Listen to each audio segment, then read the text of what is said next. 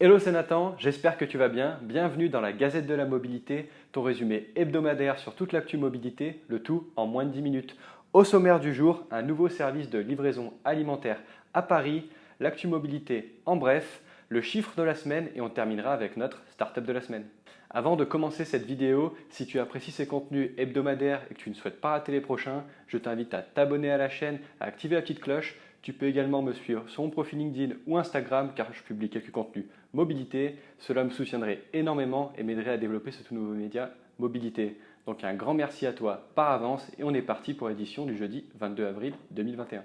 On commence directement avec un nouveau service de livraison prochainement disponible à Paris. Comme tu le sais, depuis la pandémie de Covid-19, la demande des commandes en ligne ou de livraison à domicile a littéralement explosé, telle que la livraison de courses à domicile. On note notamment le partenariat entre le groupe Carrefour et Uber Eats ou encore l'arrivée d'une jeune start-up parisienne nommée Cajoo promettant de livrer ses courses à vélo, le tout en moins de 15 minutes dans la capitale française. Avec une activité similaire à celle de Cajoo, une très grosse entreprise russe arrive sur le marché parisien. En effet, Yandex, surnommé le Google russe, donc le plus grand moteur de recherche utilisé en Russie, va lancer d'ici quelques mois son service de livraison de courses alimentaires à Paris. La société russe a d'ores et déjà entamé les processus pour créer une entreprise française sous le nom de Deli International qui lancera son service baptisé Yango Deli. À l'instar de Cajoo, le service se reposera sur un réseau de dark stores, en gros des entrepôts situés un peu partout dans la capitale où sont stockés les produits disponibles en livraison rapide. Gamme de produits encore non annoncée par l'entreprise, elle promet néanmoins une livraison exécutée par des coursiers à vélo entre 10 et 15 minutes une fois la commande effectuée sur l'application dédiée. Yandex n'en est pas à son coup d'essai car ce service de livraison est d'ores et déjà disponible depuis 2019 en Russie sous le nom de Yandex.Lavka. Le tout avec plus de 2 millions de commandes traitées par mois via un réseau de 300 dark stores situés dans 5 régions en Russie, le tout disponible 24 heures sur 24 et 7 jours sur 7. Donc affaire à suivre dans les prochains mois concernant l'implantation à Paris. En attendant, si tu souhaites en apprendre davantage sur Yango Deli, tu trouveras un lien associé en description. On continue avec notre actualité en bref. On commence avec l'entreprise Capsch qui fera de la ville de Malaga en Espagne la première ville d'Europe à tester le dernier système de signalisation dynamique et l'optimiseur de trafic en temps réel. Le tout afin d'améliorer la mobilité urbaine au sein de la ville. Objectif principal, fournir aux utilisateurs des itinéraires alternatifs, le tout en temps réel, en cas de saturation de trafic en période de pointe ou en cas d'imprévu tel qu'un accident de la route. Après la Fnac, c'est au tour d'un autre magasin, cette fois-ci spécialisé dans le domaine du sport, de se lancer sur le marché de la micro-mobilité. En effet, Intersport lance Ose pour permettre à ses clients d'oser une nouvelle mobilité. Je tiens à préciser que c'est leur jeu de mots.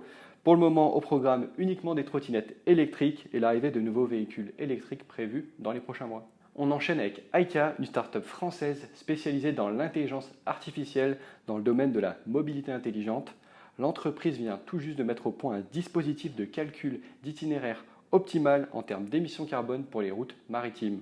Objectif, réduire l'impact environnemental lié au transport de fret fluvial. Cruise, la filiale de General Motors spécialisée dans le développement de véhicules autonomes, vient tout juste de signer un accord avec la RTA, donc l'autorité des routes et des transports de la ville de Dubaï, le tout afin de lancer son service de robotaxi dans la ville sur les prochaines années. Avec cet accord, Cruise devient le fournisseur officiel de la ville et ce jusqu'en 2029 et prévoit de déployer environ 4000 robotaxis durant cette période. Et voilà, c'est la fin des actus en bref. Pour aller plus loin sur chaque info, tu trouveras bien entendu un lien associé en description.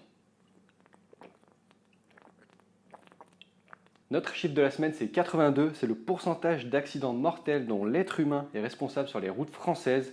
Pire encore, ce pourcentage s'élève à plus de 95% sur les routes européennes, d'après une étude portée par la Commission européenne. Cela nous emmène donc à réfléchir à une solution pour réduire ces bilans et si l'utilisation des véhicules autonomes était la bonne solution. Ce sont des questions que beaucoup d'entreprises et d'États se posent, notamment la France, comme l'avait annoncé le ministre des Transports, M. Djebbari, l'année dernière, sur la possible mise en route de véhicules autonomes sur les routes françaises d'ici 2022. On pourrait en parler des heures, mais pour en apprendre davantage sur les véhicules autonomes et leur possible implantation dans notre société, on a rédigé un article d'introduction sur les véhicules autonomes sur notre blog Ship & Co. Tu trouveras bien entendu le lien en description. On termine avec notre startup de la semaine. Le principe est simple, chaque semaine je te présente une startup qui réinvente la mobilité de demain. Au programme du jour, on va parler de transport d'enfants. Ok, dit comme ça, c'est un peu bizarre. Plus sérieusement, cette semaine, je te présente KidCab, qui, comme son nom l'indique, est une solution de transport permettant d'accompagner les enfants lors de leurs déplacements quotidiens. KidCab, c'est quoi? C'est un service de VTC professionnel permettant de gérer les déplacements des enfants de 3 à 18 ans pour leurs différentes activités, comme le transport scolaire quotidien, leurs activités extrascolaires comme le transport d'équipe de sport, tout autre type de déplacement comme pendant les week-ends ou pendant la période de vacances scolaires. Bien entendu, KidCab tient à préciser que les services de transport sont réalisés par des chauffeurs professionnels, sélectionnés et formés aux premiers gestes de secours et à l'attitude à adopter avec les enfants afin de garantir leur pleine sécurité. L'atout de KidCab, c'est qu'il permet à des parents d'organiser à l'avance tout type de déplacement, qu'il soit quotidien ou ponctuel, le tout afin de gagner du temps, mais il permet aussi de régler des problèmes d'organisation rencontrés par différentes structures telles que les clubs sportifs ou encore les écoles, le tout afin de gérer les déplacements des enfants. Car bien entendu, l'objectif visé est aussi la mutualisation des transports, le tout afin d'avoir un impact environnemental positif. Application prochainement disponible sur iOS et sur Android. En attendant, tu trouveras bien entendu le lien du site web de KidCab en description. Et voilà, c'est déjà la fin de cette édition. Si tu apprécies ce contenu, n'hésite pas à t'abonner à la chaîne, à liker la vidéo, à répondre à la question de la semaine en commentaire.